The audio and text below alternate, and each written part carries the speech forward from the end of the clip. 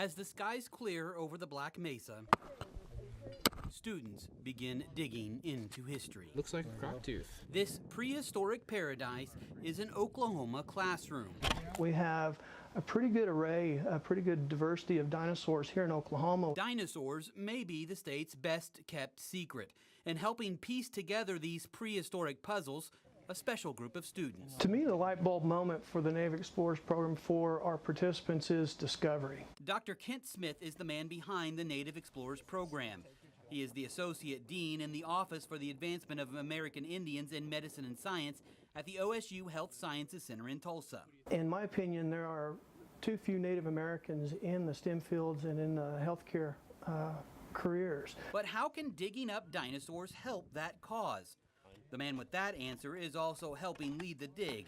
Bone zone is right down along in here. And Dr. Rich Cifelli is the curator of vertebrate paleontology at the Sam Noble Museum. Dinosaurs, they're compelling. Everybody's interested in them. So they are, in a sense, like a teaser, right? So we can lure people in with this attractive fishing lure, and so they're interested in dinosaurs. And before they know it, they've learned scientific names. Dr. Cifelli says as students begin learning scientific names, it can lead to learning about anatomy. It's enormously gratifying to work with students and see their eyes light up as they get to experience this stuff directly, to see them learn. But this team of students and scientists is doing something no other group of Native explorers have done before.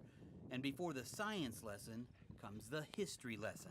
We found this little pin at the corner of the quarry, and this is 76 years old. They put it in there to mark where they were going to measure from and set up a grid system so they could record the positions of the bones. The Black Mesa, at the very tip of the Oklahoma Panhandle, was one of the first dinosaur quarries ever excavated in Oklahoma. It was first explored by J. Willis Stovall with funding from the Works Progress Administration. Work stopped and the quarry was closed as the country prepared to enter World War II. This is really pretty exciting to come back to this place that they abandoned as we entered World War II, and to come back here, open it up, and just be able to start finding bones all over again. It's really exciting. The historical significance of this dig is lost on no one at the peak of Oklahoma's highest elevation. Standing nearly a mile above sea level, the Black Mesa now reflects the changes over the course of millions of years. Today, the mesas stand tall, but during the Jurassic period, the ceiling to this spectacular view was actually the floor. The hard rock cap held pieces of these makeshift mountains in place as time and nature eroded away other rocks and dirt.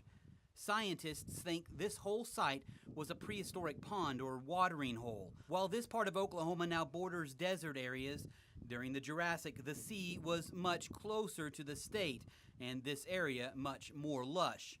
This dig is aimed at finding out just what lived and died here. Paleontologist and anatomy professor Dr. Matthew Weedle joined this special expedition. It's really passing the torch. We're out here right now to follow up on work that was done 76 years ago. And whatever we do here, the next generation is going to carry forward. Dr. Weedle's professional career began with dinosaurs, and he says he's proof this kind of hands-on education can lead to a future in the sciences. To me, I'm an anatomist. I look at how things are put together, whether it's the human body to teach the future generation of doctors, or whether it's the anatomy of animals that are alive today, or the anatomy of animals that are long extinct. It's all part of the same continuum of life, and all of these things illuminate each other. When Stovall first started exploring this area, he was a geologist at OU. The project was born out of the Dust Bowl and showed there was more to Oklahoma than meets the eye. Out here at Black Mesa, in the last 5 or 10 miles of Oklahoma, we have rocks from the Jurassic period. So we have Allosaurus and Stegosaurus, and really giant Apatosaurus, and little tiny baby Apatosaurus too. This display at the Sam Noble Museum of Natural History depicts what could have been a scene from this Jurassic Park. The museum once bore Stovall's name, but still carries on his legacy, a legacy the Native explorers will add to as they have a chance to walk where prehistory meets their history.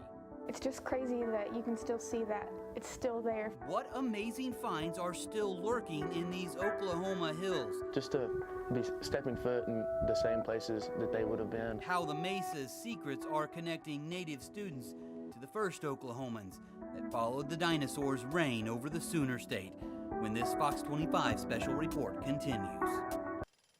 They say I'm the oldest, but I'm not. I'm 93, and I know there's one more 94. Age is only a number to Morris Day.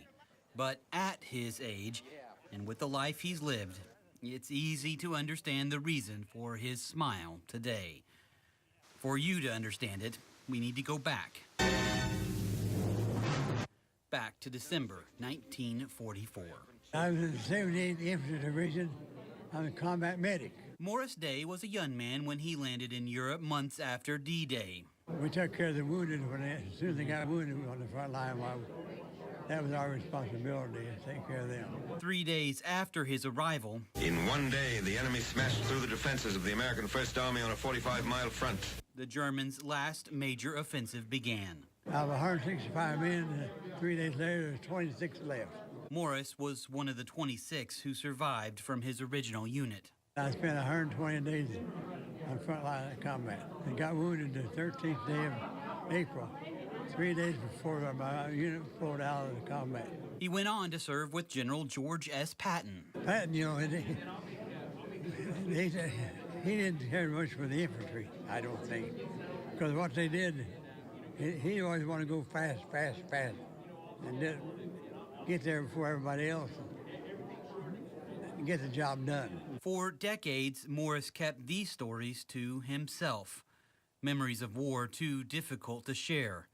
He even hesitated to go on the honor flight to see the nation's capital and the monuments in honor of his and so many others' service. But after finally sharing his war experience with his family, he was ready to tackle the trip of a lifetime with two goals in mind. First, to see Arlington National Cemetery.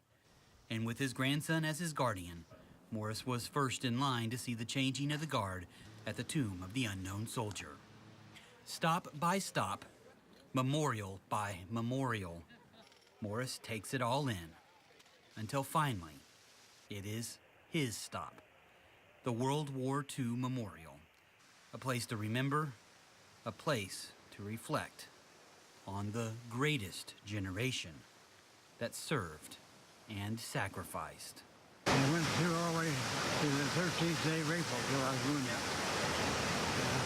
So I pretty well saw Germany one of these days. These days, Morris is sharing his stories so that those he loves will remember he fought for their future, and along with so many others, paid the price for freedom.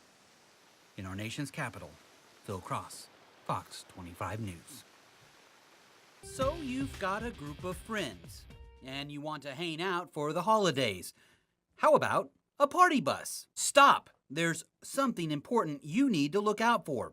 Just listen to Corporation Commission spokesman Matt Skinner. It's very important, first of all, to make sure that the carrier has the insurance that's required by law. Insurance?